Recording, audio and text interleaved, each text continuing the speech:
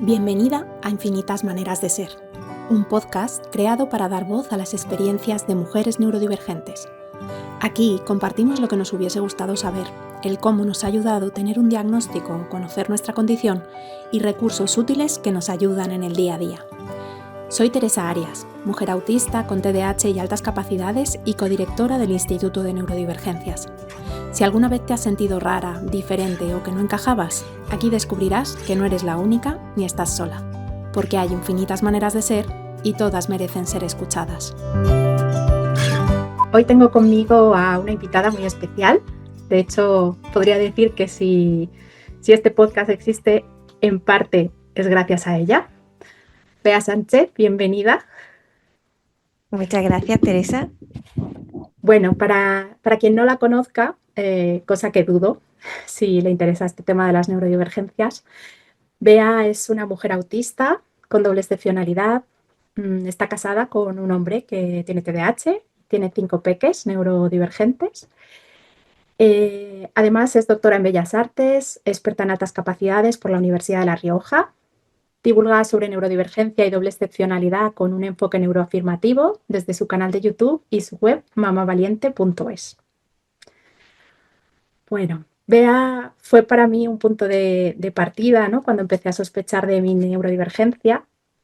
Así que, bueno, pues para mí es un honor poder tenerte aquí en el podcast como primera invitada de esta serie de entrevistas en las que quiero, pues eso, dar voz a experiencias de mujeres neurodivergentes que durante tanto y tanto tiempo hemos sido invisibles, ¿no? Para la sociedad. Y bueno, lo primero que me gustaría preguntarte, Bea, es ¿cómo llegaste tú a este mundo de las neurodivergencias?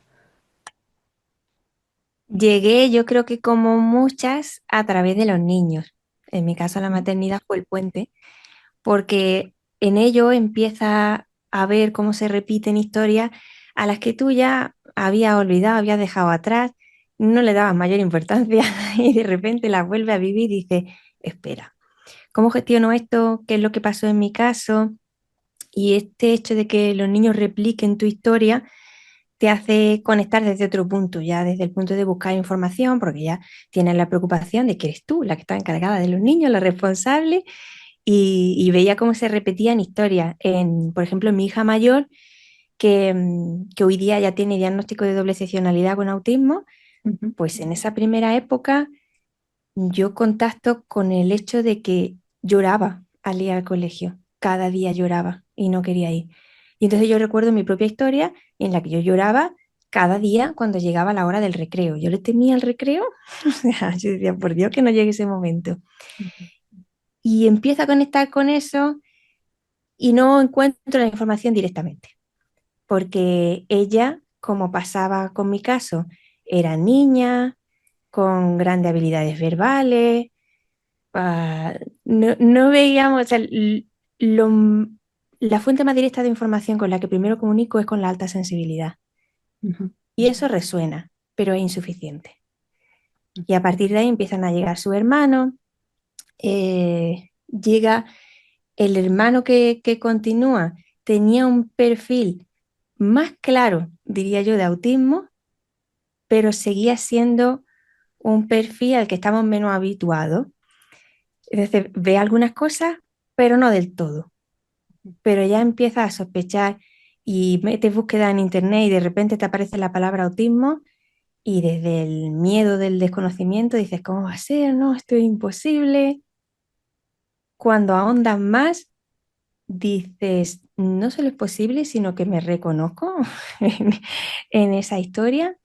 Y mis dos primeros niños fueron los que me llevaron a hacer esta búsqueda en mi propia persona. No sé si quieres que cuente cómo llegué yo Sí, a era una de mí. las cosas que te quería preguntar, ¿no? ¿Qué cosas cambiaron en tu vida, ¿no? Al descubrir o al empezar a sospechar que tú podías ser neurodivergente y cómo fue ese proceso, ¿no? De búsqueda, de sospecha.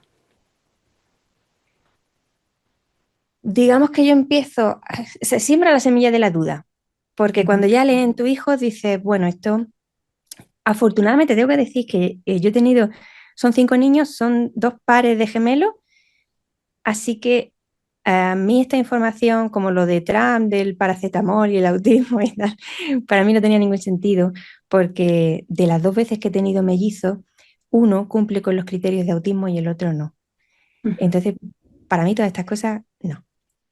Me llevo a otro tipo de información.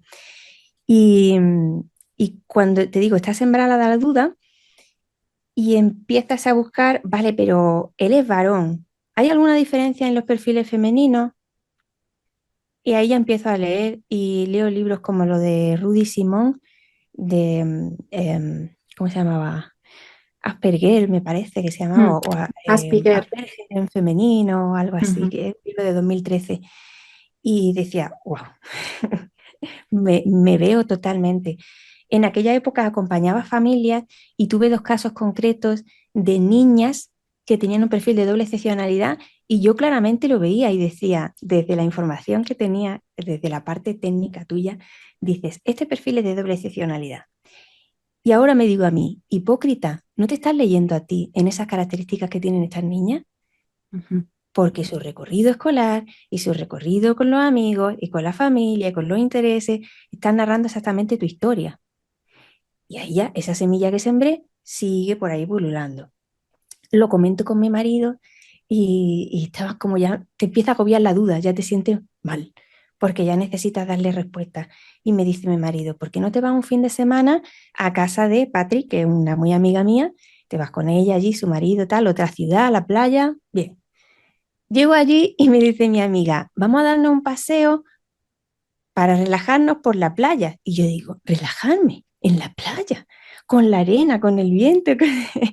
Y ahí ya conecto con la parte sensorial, que digo, espérate, esto es otro tema. Y ya veo a ella, la veo a ella caminando por las calles, a mi amiga, tan fluida, con el bolso, descansada, relajada. Digo, ¿yo por qué no puedo ser como mi amiga? ¿Por qué voy siempre tan tensa?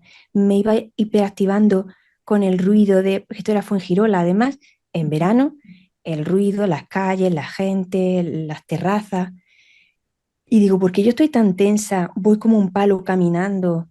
No me relaja ninguna de las ofertas que me está diciendo de irnos a la playa, caminar por la arena o pasear por las calles. Y ella es así. ¿Sabes? Yo decía, ¿por qué soy distinta? Nos llevamos muy bien, conectamos mucho. Tengo que decir que ella es neurodivergente también, pero te dicho. Entonces yo decía, hay algo aquí que no me cuadra. Volvemos a la casa, cenamos, tal, yo le planteo la duda. Y esa noche me la pasé, pues yo creo que hasta las 4 de la mañana, viendo vídeos de Sarah Hendricks, que es una psicóloga especialista en autismo, casada con un hombre autista, y ella, hasta que ya no está en la edad adulta, no descubre que es autista. Y había publicado ya un montón de libros hablando sobre el autismo, pero como en tercera persona, Ujú. ¿no? Los autistas, mi marido autista, mi relación con un autista. Y de repente ella, ya mayor, con sus canas, dice, perdona, que llevo toda la vida trabajando para mi propio neurotipo. Y yo decía, si esta mujer tan experta, que es admirable, tiene muchos libros, si podéis leerlos porque es fantástica. Digo, si ella, psicóloga experta, no lo vio, no es posible que yo no lo esté viendo. Y ahí ya contacté con una asociación y ya empecé los trámites de necesito resolver esta duda y principalmente por los niños, porque me decía mi marido, ¿para qué quieres tener el diagnóstico? Digo, sobre todo por ellos, Ujú. porque puedo anticiparme a su camino de vida y algunas cosas, pues, tenerlas presentes, poder apoyarlos y porque hay que ponerle nombre a las cosas. Así que Ujú. yo ese fin de semana de la playa lo vi clarísimo y el desvelarme viendo vídeos y verme con esa realidad femenina, que creo que lo que nos pasa a las mujeres es que hay muchos relatos masculinos y muchos relatos infantiles también que no cuentan nuestra historia. Ujú. Totalmente. Me estoy sintiendo muy identificada porque yo cuando empecé a sospechar de mi neurodivergencia, era verano también, me fui de camping y me tiré, pues eso, hasta las 3 las 4 de la mañana leyendo cosas en tu blog, viendo vídeos tuyos. Me leí el libro de Sara Codina, que es una mujer autista identificada en la edad adulta, eso en una noche también. Y al día siguiente ya estaba poniéndome en contacto con una asociación. Poco después tenía ya mi cita con Adeline Mañón, ¿no? Una psicóloga que está especializada en neurodivergencias precisamente en mujeres. Sí, pero es que es justo lo que narra. En el momento en el que ya se ha plantado esa semilla y ya empieza a investigar y lo ves claro, no hay vuelta atrás. Tienes que resolver eso. Porque a veces la gente dice, ¿y para qué? ¿Qué gano con saberlo? Y digo, ¿de verdad tú puedes vivir con la incertidumbre? Porque yo no podría. Una vez que he leído sobre esto, no puedo vivir sin resolver esta duda, que no solo me atañe a mí, sino que está atañendo a algunos de mis hijos. No podría. O sea, sería vivir todo el día con el run run de podría ser, podría ser, podría ser. Y hasta que no lo resuelva, eso no va a detenerse. Mm. Sí, yo me siento muy identificada con eso y además, por lo que me he ido encontrando, ¿no? A lo largo de este tiempo de hablar con otras personas neurodivergentes, tengo la sensación como que hay diferentes perfiles, ¿no? Estamos los que necesitamos saberlo ya y nos tiramos hasta las 4 de la mañana buscando información y contactamos muy rápido para hacer una evaluación y demás. Y luego gente que a lo mejor, pues eso, se lo toma con más calma, necesita investigar más, o incluso gente que dice, pues no, es que yo ni siquiera necesito evaluarme, ¿no? Me identifico mucho con estos rasgos, pues ya sea de autismo, de alta capacidad, de TDAH, lo que sea, y voy a empezar a cuidarme desde ahí, a mirarme desde ahí, a poner, a hacer míos determinados recursos, ¿no? O herramientas que voy encontrando y ya está, ¿no? Te iba a decir que admiro ese tipo de perfiles, no soy. eh, mm, en mí nacía algo que decía, necesito la validación de un experto, no me vale con lo que yo estoy leyendo. Y admiro de verdad Totalmente. a las personas que con la autodeterminación les es suficiente y a partir de ahí empiezan el cuidado. Para mí no, yo necesitaba, digo, esto lo tengo que contrastar con alguien y que Total. me diga si estoy en lo correcto. Un poco relacionado con esto, te quería preguntar por el síndrome de la impostora, ¿no? Que creo que también hemos vivido muchas, por no decir todas, de esa necesidad de que alguien externo nos diga, pues mira, sí, eres autista o mira, sí, tienes altas capacidades, ¿no?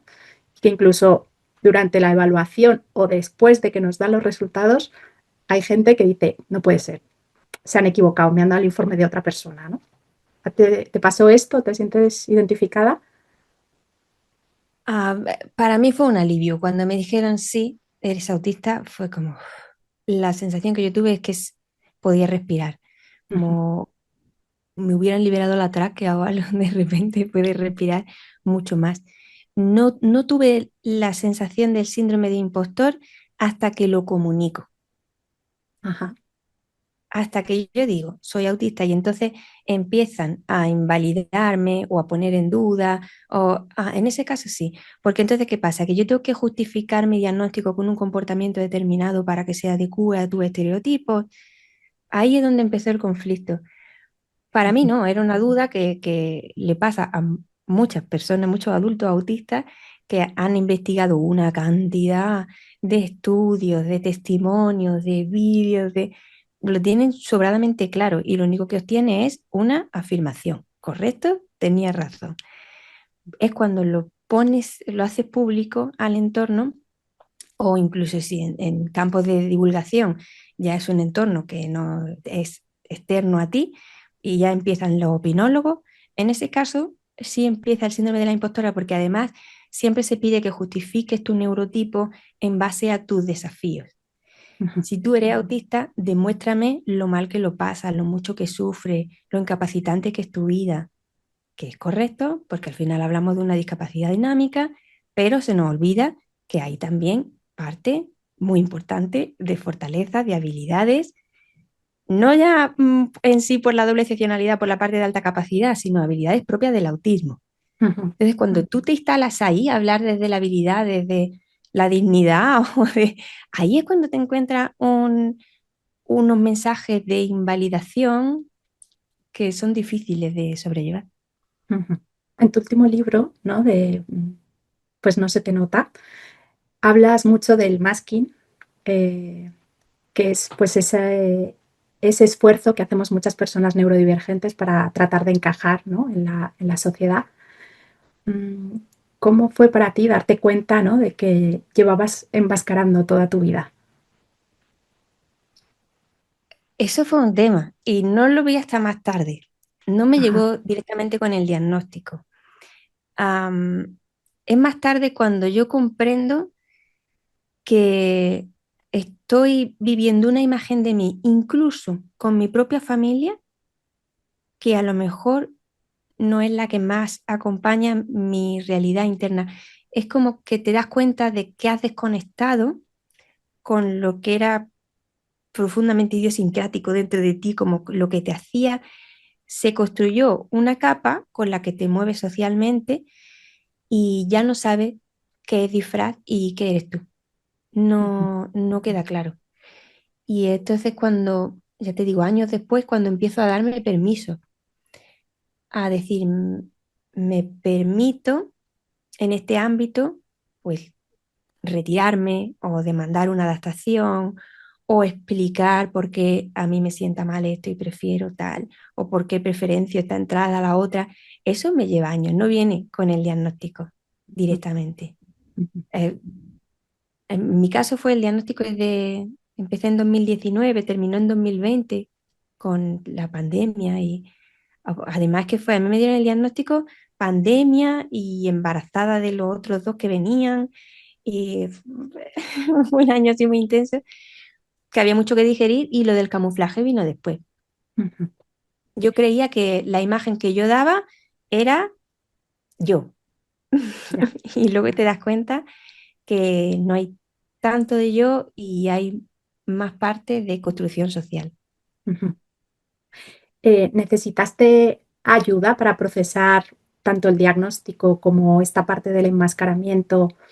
eh, no sé, para integrarlo, colocarlo, ya sea ayuda profesional, compartir con otras personas neurodivergentes. Antes comentabas lo de una asociación. Sí, mira, mi diagnóstico, que muchas personas me lo preguntan, me lo hicieron en la Asociación Asperger TEA de Sevilla y Ujú, tenían un grupo de mujeres. Y entonces me dicen, tú no te vas a presentar directamente al diagnóstico. No tiene que esta cosa de, ¿quiero un diagnóstico? Pues paga. Olvídate de eso. Te viene al grupo de mujeres.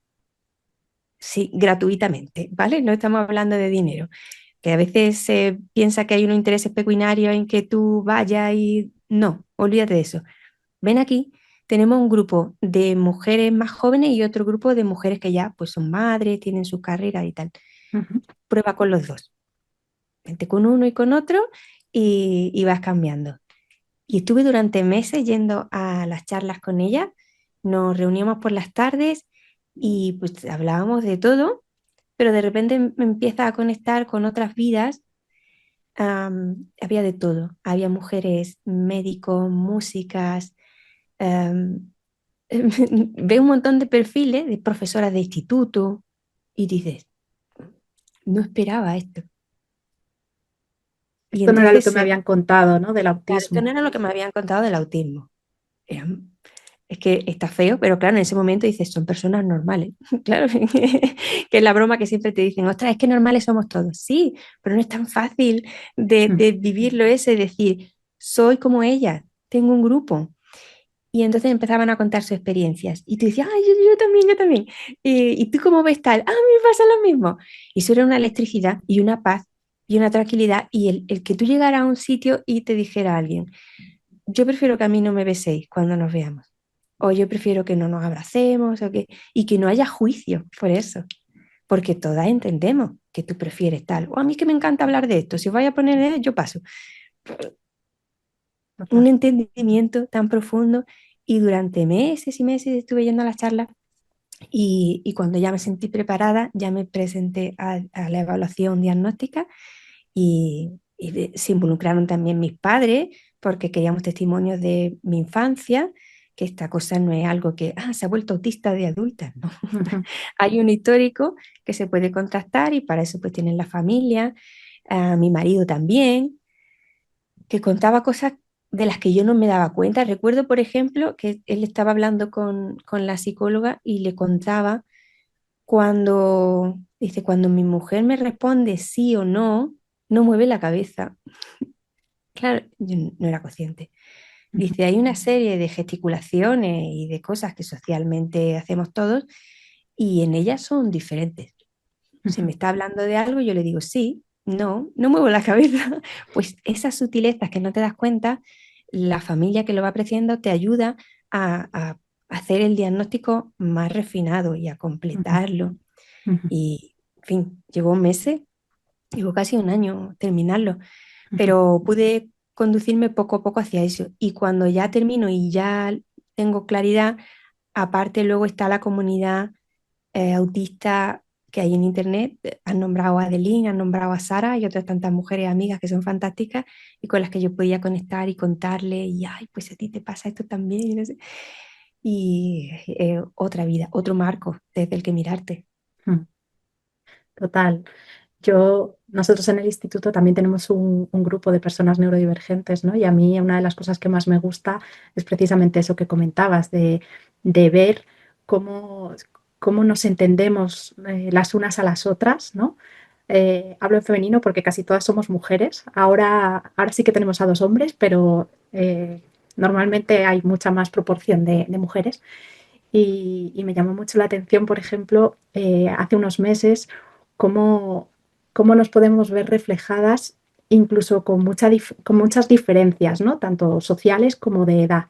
Teníamos una chica de 17 años que se estaba identificando totalmente con una mujer de 60 y dices, qué bien, ¿no? O sea, es que da igual la edad que tengas, que muchas veces las vivencias son las mismas, incluso no necesitas a veces ni poner palabras, ¿no? Porque simplemente el hecho de estar escuchando a otras personas, dices, sí, es que ya no tengo que decir más, porque es que ha dicho todo tal cual, ¿no? Con mis propias palabras, como lo hubiese dicho yo exactamente, ¿no? Punto por punto. O sea que sí, yo creo que también es muy importante, ¿no? Ese sentirnos eh, comprendidas y Y reflejadas, par- escuchar ser parte de algo.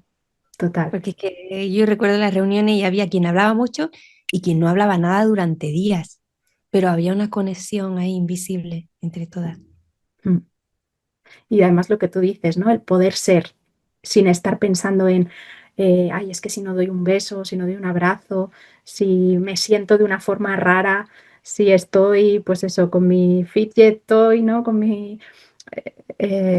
descargando pues eso, mi necesidad sensorial o mi necesidad de movimiento, ¿no? Sin que nadie me vaya a juzgar por ello, ¿no? Te quería preguntar también, Bea, mm, ¿para qué te sirvió a ti el diagnóstico, ¿no? La evaluación? ¿Qué cosas cambiaron en ti? O, bueno, pues en tu manera de mirarte, de hablarte a ti misma, de relacionarte con los demás. Creo que como te he dicho antes, que me sirvió para darme permiso, para ponerle nombre, para traer más calma, para empezar a hacer adecuaciones, ver que me sentaba bien, que no, para cosas simples como entender cuál era verdaderamente mi tipo de ocio y no heredar el ocio social que no me Mm, hacía bien y del que huía, ¿no? Había eventos y cosas a las que yo no quería ir, pero intenta moldar y llega el momento en el que dices, no tengo por qué decir que sí a todo. Para decir que no también me ayuda mucho. Eso me ha llevado años. Creo que ahora lo ujú, estoy imponiendo mejor, pero a los autistas nos cuesta mucho decir que no. Sentimos que tenemos que complacer a los demás todo el rato y que está en nuestra mano la satisfacción del otro, dejándonos nosotros en el último lugar. ujú, Y esto fue revelador en ese sentido, el entender no solo cómo procesas, sino cómo te comunicas afectivamente también con los demás y, y evaluar las relaciones que tenía. ujú, Creo que los diagnósticos también traen una limpieza de relaciones, ujú, que igual está feo decirlo, pero de repente tienes claro quién sí en tu vida y quién no. ujú. Totalmente. Te ayuda a priorizarte, ¿no? Y a quedarte con esa gente que te acepta y que te quiere tal cual eres, ¿no? Sin que tengas que ser tú quien te adaptes. Claro, Antes. y se nota cuando tú lo comunicas y llamas por teléfono oye, mira, tengo un diagnóstico tal y lo cuenta, pues lo notas. Quien te dice, ah, sí, cuéntame más, y Ujú, quien empieza a plantearte dudas. ujú, Cuando ujú. tú no le estás preguntando, le estás comunicando algo que ya ha ocurrido Eso es. y ves con claridad quién se queda y quién se va. No siempre echas, a veces se van Mm, ellos solos. eso es. Antes comentabas, ¿no? Que a ti te surgió esta parte del síndrome de la impostora precisamente cuando lo empezaste a comunicar. No sé si te ha pasado de gente de tu entorno, ¿no? Que te haya podido decir, pues, eso, ¿no? Una vez que comunicas tu diagnóstico, el que te empiecen a decir, "Jo, es que desde que te has evaluado es que ahora pareces más autista, ¿no? O ya, claro, es que ahora todo lo justificas como desde el autismo, ¿no? ¿Te ha pasado cosas así o qué, qué le dirías a alguien que está recibiendo este tipo de comentarios, de invalidaciones, ¿no? Y que nos vuelven a hacer dudar y a sentirnos, pues eso, inadecuadas, raras? Sí me ha pasado precisamente con gente con la que tenía una leve relación, no relaciones Ujú, profundas, y gente que te dice, es que tú antes no eras así, y yo decía, es que tú nunca me has llegado a conocer profundamente. ¿Qué relación hemos tenido tú y yo, sinceramente? ujú, Hablemos palabra a palabra, porque ujú, amistad es una cosa muy grande y conocido es otra cosa. Entonces, que tú como conocido me digas que yo antes no era así, lo que denota es que nunca nos hemos descubierto realmente. ujú. Ninguno nos llegamos a conocer del todo. Bien, pero aparte, si me permite, yo puedo contarte cómo he camuflado, qué estrategias costosas he seguido y te puedo dar un poco el contexto por el que tú crees que esto no está ocurriendo. Y sí está ocurriendo. A mí lo que me hace gracia es la inquina que hay con, con este cambio que se sucede cuando tú tienes el diagnóstico, porque al final la etiqueta es algo performativo que te cambia y que evidentemente debe cambiarte y va a ocurrir y va a ser otra persona y es normal y lógico y debería de entenderse que empiece a justificar, es verdad que no todo es justificable con autismo, pero que empieces a explicar por qué determinadas cosas de tu vida están relacionadas con el diagnóstico de autismo, parece, y no sé por qué, que está peor visto que cuando se justifica todo con alta capacidad. Porque cuando dice, es que yo soy así, por mi alta capacidad, eso parece que está más permitido, siempre estamos con esta cosa de la etiqueta, hay una etiqueta que por alguna razón vale más que otra. Bien, no voy a entrar ahí. Pero parece que es más fácil justificar todo, tu sensibilidad, tu nerviosismo, tu interés, todo esto se puede justificar fácilmente con la alta capacidad, pero es muy incómodo justificarlo con autismo, porque, no será todo autista, porque antes se te habría notado. Bueno, El masking otra vez, ¿no? claro, sí, sí, y eso requiere de una explicación doble. Te voy a Ujú. explicar primero qué hay de errado en la idea que tú tienes de qué es ser autista y después te voy a explicar cómo me he comportado para no parecer que correspondía a ese grupo. Ujú. Para intentar encajar y pertenecer, que al final es lo que buscamos cualquier persona, ¿no? O sea Claro, que, pues lo que decíamos antes de formar parte de algo. Y si tú eres consciente de lo muy diferente que eres desde pequeño, pues vas a hacer lo posible por no ser distinto, por formar parte de ese grupo, por mucho que ujú, estés incómodo en el grupo, hasta que te das cuenta que hay un grupo para ti. Y entonces ujú. ya te Entonces relajas. ya, en tu salsa. Sí. Vale, justo ayer en tu newsletter hablabas de este tema de las etiquetas, ¿no? De para qué servía tener un diagnóstico, ¿no?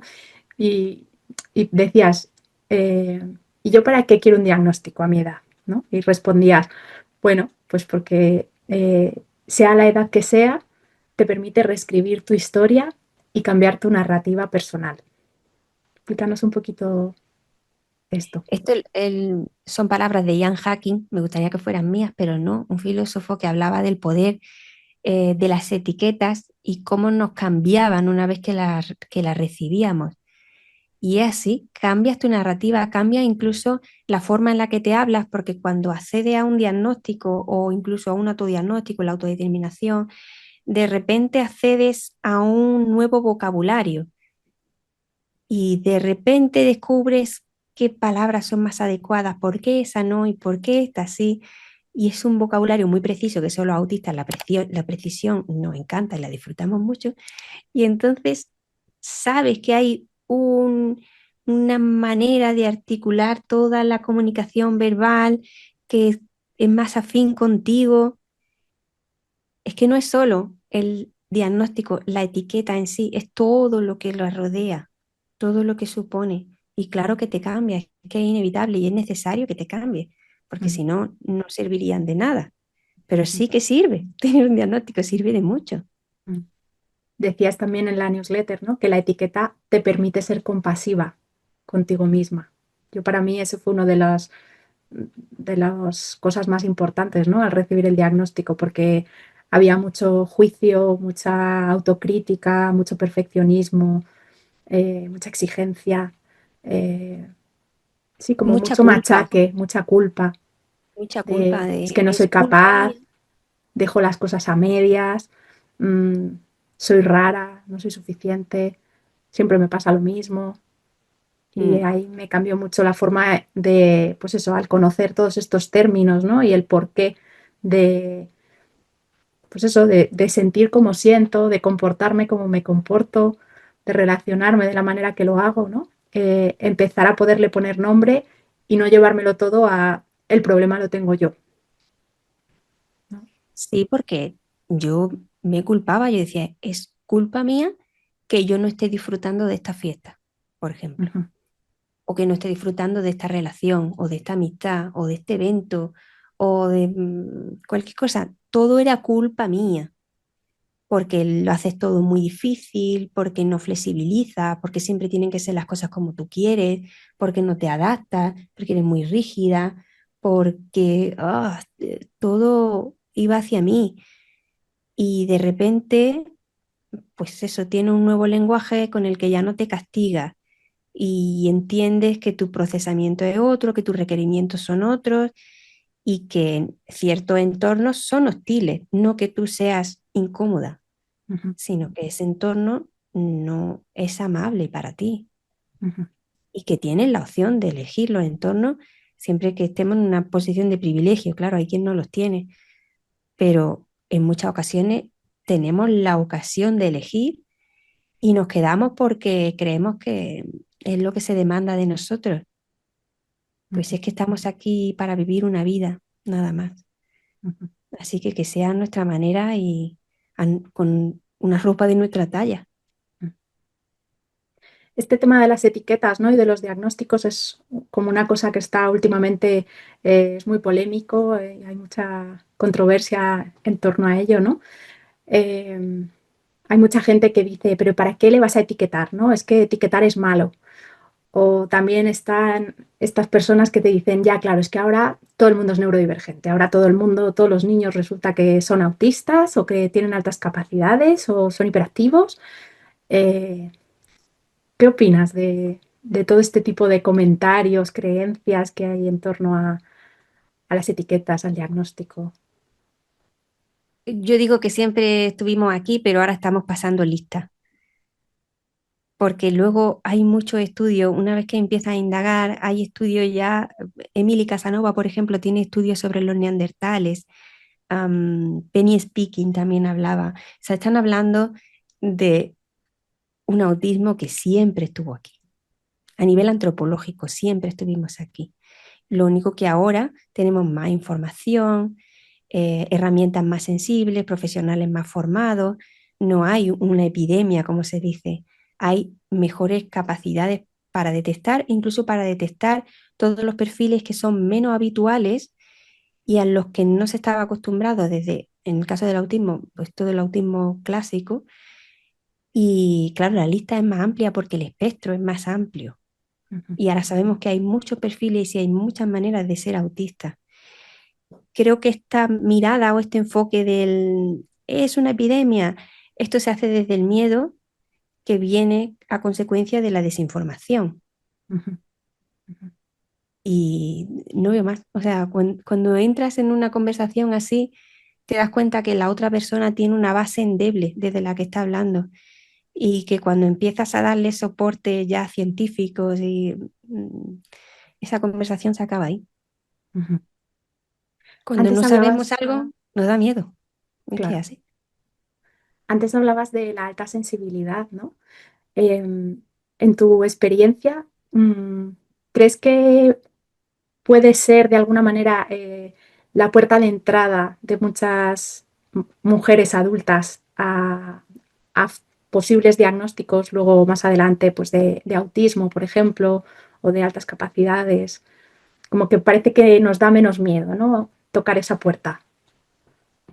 Sí, totalmente. Yo decía que era el caballo de Troya de las neurodivergencias, porque sé, me consta que hay mucha suspicacia en torno a la alta sensibilidad, que no es un diagnóstico en sí, sino un rasgo de personalidad, y dentro de los mundos y comunidades neurodivergentes hay como un temor a que las personas se queden en la etiqueta de la alta sensibilidad y no prosperen en su diagnóstico. De manera que dicen, no queremos que habléis de alta sensibilidad porque es un eufemismo de autismo o de TDAH, de tal. A mí me parece que es un fantástico puente para empezar a poner sobre la mesa la posibilidad de que pueda ser neurodivergente sin usar pues ya lenguajes clínicos que puedan confrontar un poco más esa incomodidad. La alta sensibilidad es un término muy amable que está hablando tanto de personas como de animales, está hablando de rasgos adaptativos y es más fácil acceder por ahí a tus dificultades sensoriales, por ejemplo, o a tu capacidad para encontrar detalles. Es una etiqueta bastante amplia que no solo atañe al autismo, sino a TDAH, alta capacidad, otro tipo de neurodivergencia. Y creo que es eso, yo lo veía así, es un caballo de Troya, porque ya a partir de ahí, una vez que has aceptado que ser diferente no está mal, Ujú. porque creo que ese es el discurso más que me ha acompañado al mundo de la alta sensibilidad, es decir, eres diferente a la mayoría de la población y no pasa nada, desde ahí podemos plantear que tengas más cositas encima de la alta sensibilidad. Ujú. Antes decías esta parte de que hay gente, ¿no? De que habla de una epidemia de neurodivergencias. Según los últimos estudios, así más o menos, ¿de qué porcentaje de la población podríamos estar hablando que somos neurodivergentes? Mm, yo es que soy amante de las prevalencias, pero con el tiempo me he ido dando cuenta de que me quiero aferrar a un número que no tenemos claro. La mayoría te van a decir que un 20%.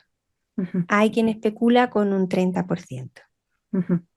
Hay quien dice menos, quien dice más. La verdad es que no lo sabemos, porque falta Vale. muchísima gente por identificar y porque el marco que corresponde a neurodivergencia varía.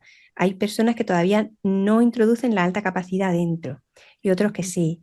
Luego, aunque lo introduzca, sabes que hay perfiles duales, múltiples, que puedes tener varias cosas a la vez. Entonces, es muy difícil de encontrar ese parámetro. Bueno, pero creo que nos podemos hacer ya una idea, ¿no? Para este desconocimiento muchas veces que hay en la sociedad, de que lo vemos como algo muy lejano, Podemos muy, quedar con un 20. muy reducido. Claro. Un 20. Vale. Bueno, también me apetecía traer aquí pues como una parte más personal, ¿no? De cómo nos afecta o nos marca la neurodivergencia pues en el día a día, en nuestras relaciones más cercanas y demás. Y quería preguntarte, ¿cómo ha sido para ti pues, vivir con tanta diversidad en casa, ¿no? Con tu marido TDAH, tus hijos autistas, con altas capacidades, con dobles excepcionalidades, demás. Pues al principio, como no lo sabía, yo decía, es que esto es muy difícil y me leía una cantidad de libros de maternidad y crianza, pero torres de libros. Y yo decía, ¿estos niños dónde están? Porque no son los míos, no se parecen. No encajan, ¿no? No encajan, claro. Ahora ya hay libros de crianza neurodivergentes y tal, pero cuando mi hijo iba naciendo yo decía, pero esta gente, ¿dónde se ha escapado? Aunque tú te identifiques mucho con ellos, ves que a la hora de compararlo con otros niños y los ritmos son distintos, todo es diferente y como no hay, eh, como no lo puedes comparar, tienes que inventar nuevos estándares para dentro de tu casa. y al final es como supervivencia. A mí me dicen, ¿cómo lo hace? Digo, no lo sé, dentro de unos años te diré cómo fue, de momento es solo supervivencia e ir modulando, intentar regular a cada uno por su parte. Ayudó mucho conocer los perfiles sensoriales de cada uno, tanto el mío como lo de mi hijo, que a veces son contrarios. Por ejemplo, durante la lactancia, que yo además tuve lactancias larguísimas, y yo soy muy hipersensible en el tema táctil, olores, y a mí que me tocaran todo el rato, ¡uy! Era terrible. Pero uno de mis hijos era de necesito todo el rato tocar y besar y manosear y a veces se crean ese tipo de conflictos entre cómo tu sistema nervioso está alineado y cómo está el del otro. O Ujú. uno necesita mucho ruido y el otro necesita todo lo contrario, usar tapones, y el uno necesita moverse y el otro no. Así que tienes que ir modulando eso y repartiendo entre mi casa, que está mezclado el TDAH, el autismo, y es complicado. Igual hay perfiles mixtos, hay perfiles que son más de un lado que del otro, y es supervivencia, te diría yo. Totalmente. Y antes hablabas de la culpa, ¿no?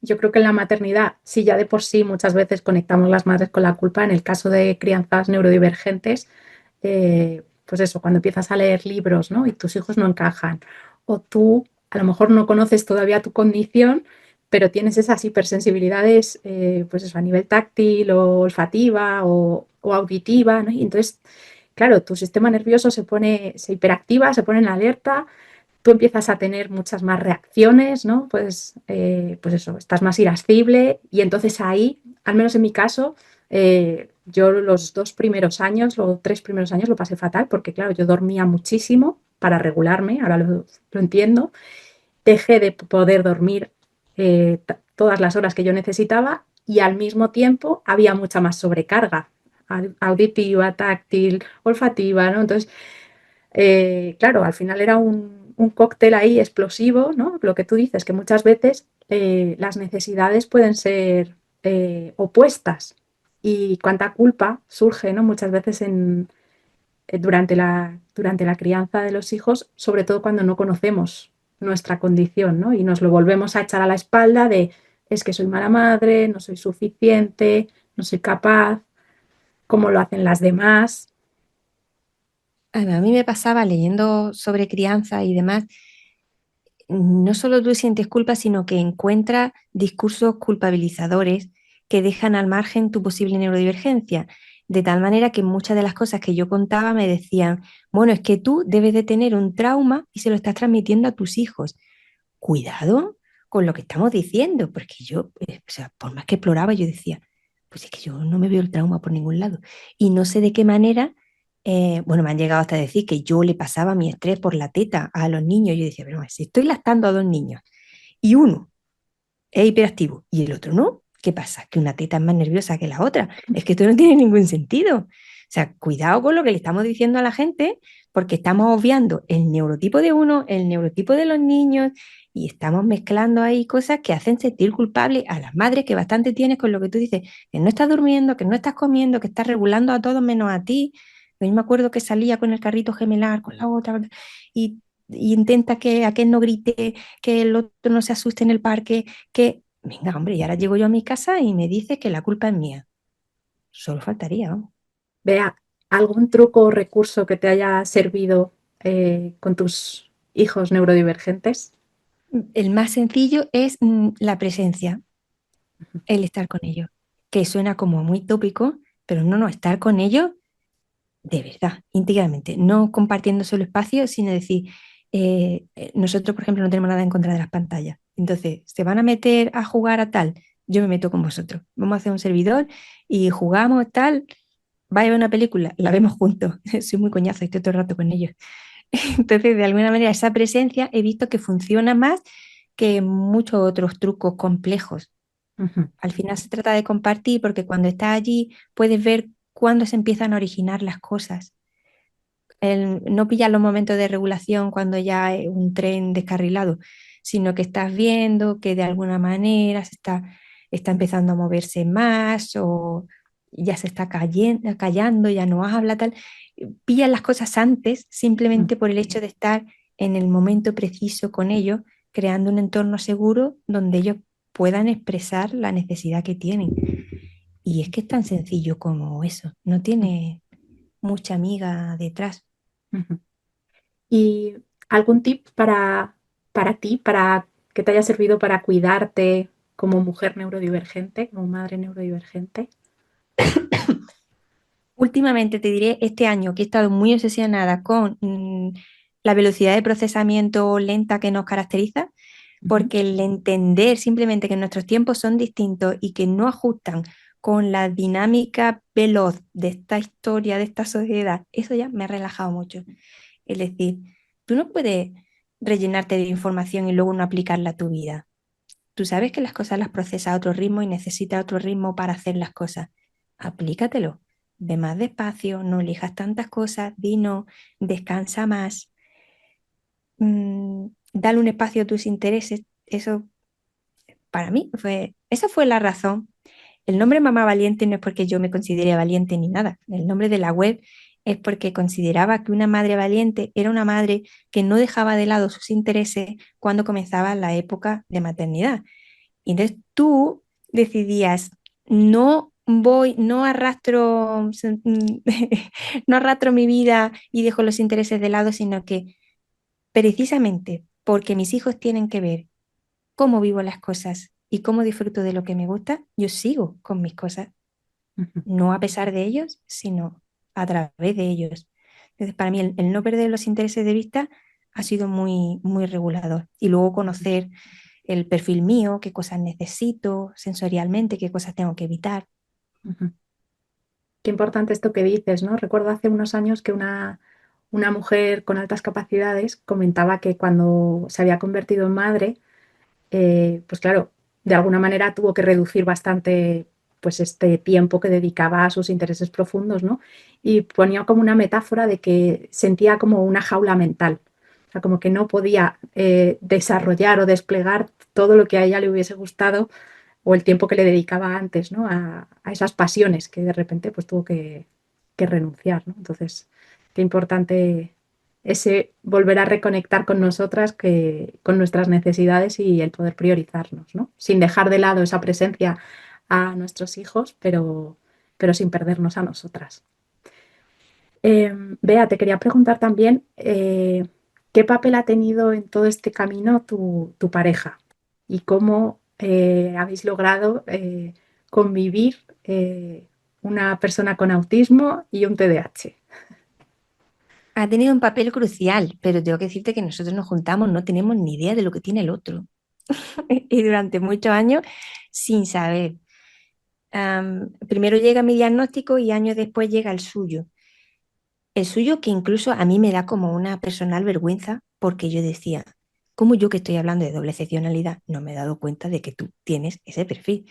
Cuando él me plantea, me dice, yo es que creo que voy a ser TDAH. Y yo digo, pero ¿cómo yo no me he dado cuenta? Pues si es que las verdades están instaladas ahí y uno ve muy claro los casos de los demás y no el tuyo. Y creo que no hemos compatibilizado muy bien desde el principio por eso, porque lo que a mí me costaba, él lo echaba para adelante y viceversa. Él, por ejemplo, es más atrevido a la hora de tomar decisiones y es la parte enérgica de la pareja. Y yo necesito la organización que a él también le hace falta. Entonces hemos compensado lo que para el otro era dificultad y muy importante, hemos potenciado lo que para el otro era fortaleza, que esto tampoco se dice mucho, pero él tiene unas fortalezas creativas que yo procuraba que no se perdieran y viceversa él con las mías. Entonces ha habido como una especie de, por una parte alimentación y por otra parte contrapeso de lo que el otro le cuesta. Y cuando ya tenemos el diagnóstico, te diría que se reducen las discusiones, porque ya puedes entender, a veces en el mismo momento es difícil resolver las cosas, Ujú, porque además no puede, perdón, no puede jugar la baza de, claro, es que te estás poniendo así porque tú eres autista y eso es muy peligroso, porque puede doler, pero tú que lo sabes, puedes decir, voy a dar un poco más de espacio porque conozco cómo funciona su cabeza y quizá en este momento tal. Y ese darnos espacio mm, aligera las cosas, aligera las discrepancias y te arregla mucho antes. Mm. Qué importante otra vez, ¿no? Este conocer los diagnósticos, las condiciones de cada uno, porque muchas veces se pueden dar conflictos, ¿no? O malentendidos dentro de la pareja que no tienen tanto que ver con problemas reales de pareja, sino simplemente con que entendemos el mundo o vivimos, sentimos y procesamos de maneras diferentes, ¿no? Y poder ver que, que la otra persona, pues, no está en contra nuestro, sino que tiene una forma distinta a nosotros, ¿no? Y yo creo que el conflicto con una persona que te quiere te ayuda a conocer más tu propio neurotipo, porque va a sacar a relucir cosas de ti que tú, por ejemplo, no te habías dado cuenta.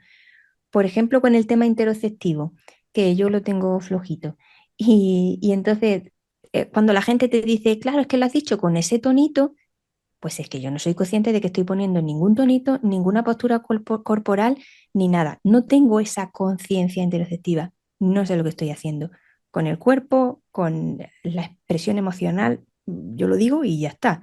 Pues tendré menos filtro o más, pero ahí ha quedado. Y entonces la otra persona te recalca, es que no te has dado cuenta que... No, claro que no me he dado cuenta.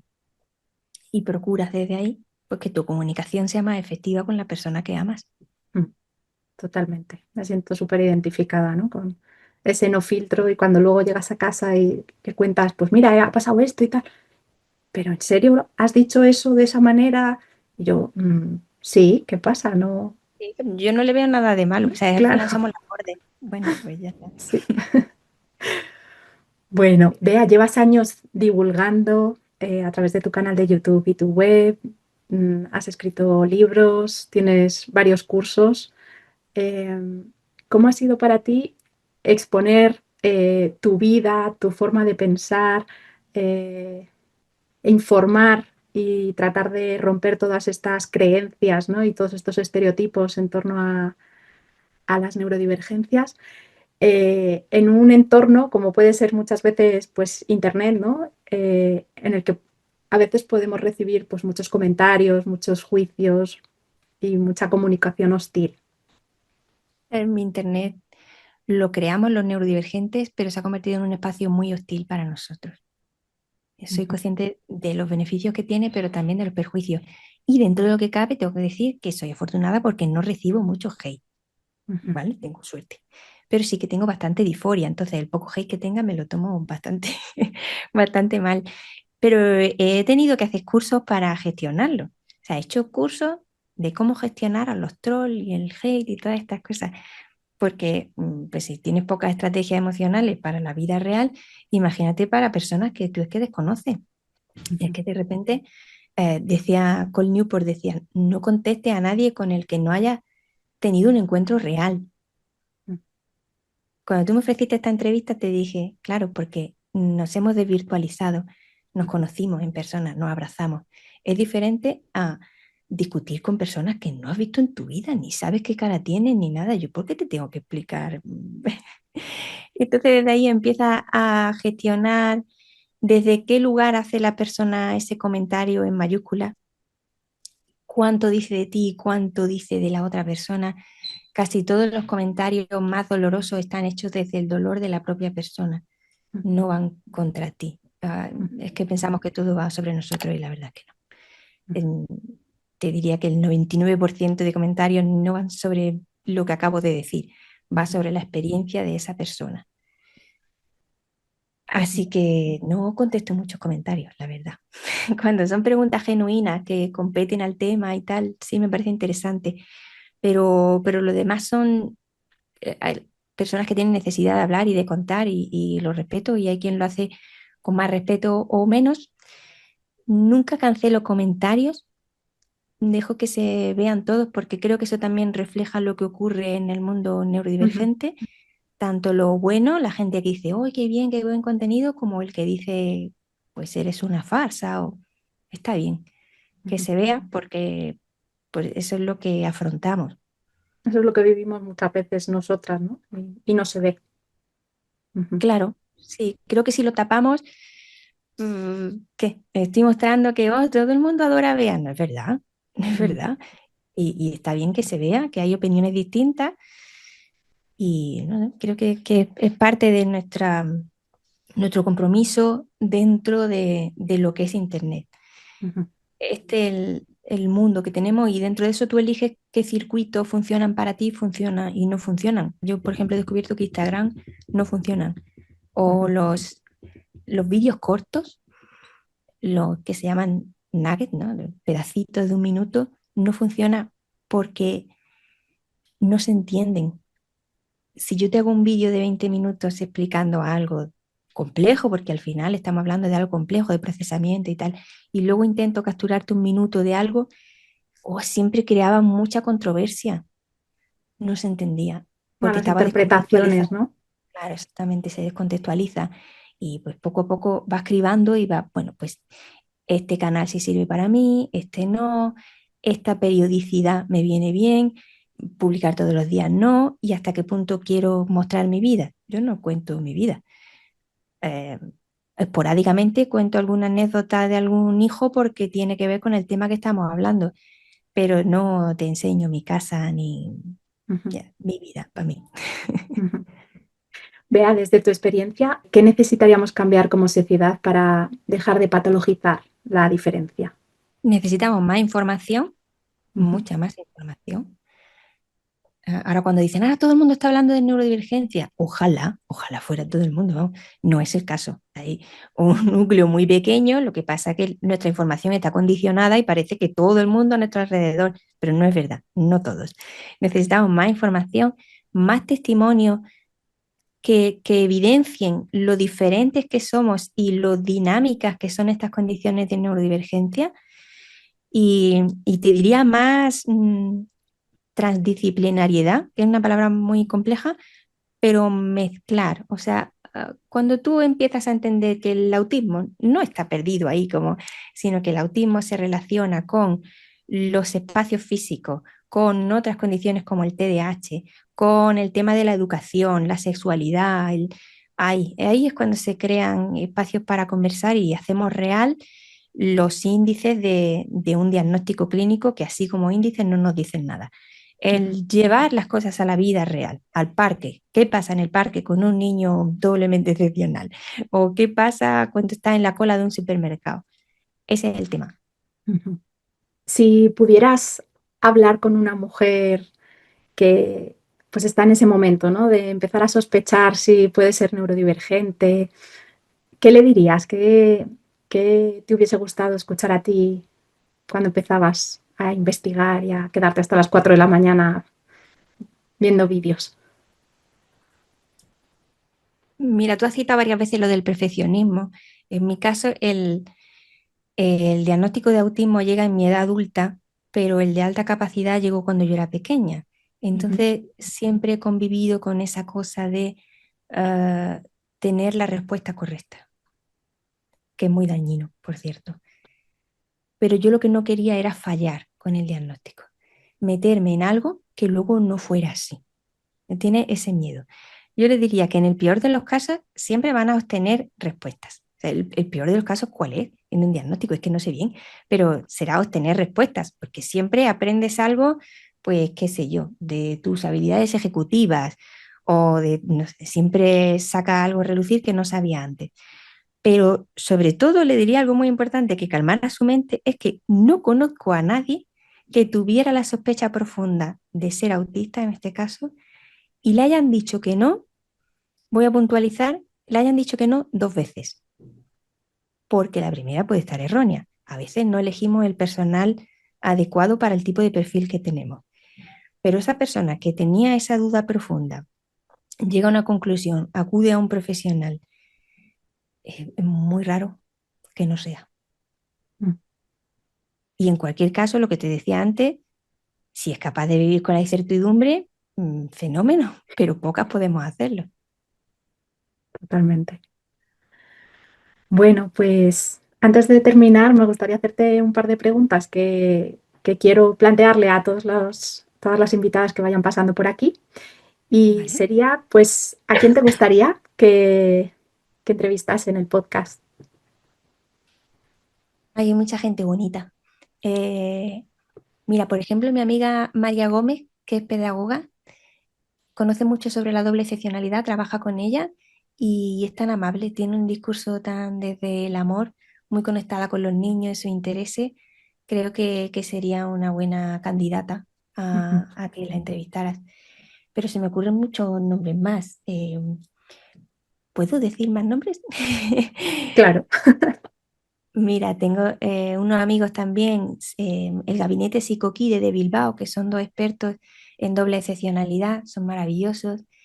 El psicólogo Ernesto Reaño de Lima también tiene un discurso que da gusto escucharlo. Autiblog con todo su trabajo de información científica y así hace el Que infinito. colaboró Puede ser además un en tu podcast último infinito. libro, Sí, que sí, colaboró en tu último libro. sí, sí, sí, qué maravillosa. Y bueno, la última pregunta sería, ¿qué recurso, libro, cuenta de Instagram, canal de YouTube nos recomendarías? Bien porque tenga que ver con las neurodivergencias o bien porque te haya gustado, te haya inspirado en algún momento. Yo siempre voy a recomendar las películas de Hayao Miyazaki del estudio Ghibli porque es una forma que tengo yo de regularme y creo que la tienen también muchas personas neurodivergentes porque calma, te devuelve hacia lo que es de verdad importante y reconecta con muchas cosas tuyas que se van abandonando. Parece una tontería, pero cuando me encuentro muy mal, lo que hago es ponerme una película de Miyazaki. Así que no tiene nada que ver con la neurodivergencia y tiene todo que ver al final, Genial. porque creo que se nos olvidan los ritmos locos que estamos siguiendo. Mm. Porque luego me pongo a pensar en libros de neurodivergencia y son tantos y es como elegir entre papá y mamá. Creo que a las personas que leemos elegir un libro es una pregunta ahí dolorosa y no te sabría decir así uno concreto. Ujú. Pues muchísimas gracias, Bea, por esta entrevista, por esta charla, por ser una mujer y una mamá valiente, por divulgar de la manera en que lo haces y bueno, ser el comienzo de las búsquedas de muchas personas que como yo empezamos a sospechar, ¿no? que somos neurodivergentes y toda la información que nos ofreces desde toda tu experiencia, todo tu conocimiento, todo tu amor. Y, y nada, muchísimas gracias por ser mi comienzo y el comienzo de este podcast y poner palabras a lo que muchas veces las mujeres neurodivergentes llevamos viviendo en silencio toda nuestra vida. Así que bueno, ojalá que poco a poco vayamos haciendo visible lo invisible en este podcast y con estas entrevistas a mujeres neurodivergentes. Muchas gracias, Bea. Gracias a ti, qué emocionante y muy amable lo que me dice y ojalá tenga larga vida este podcast. Ojalá. Muchas gracias.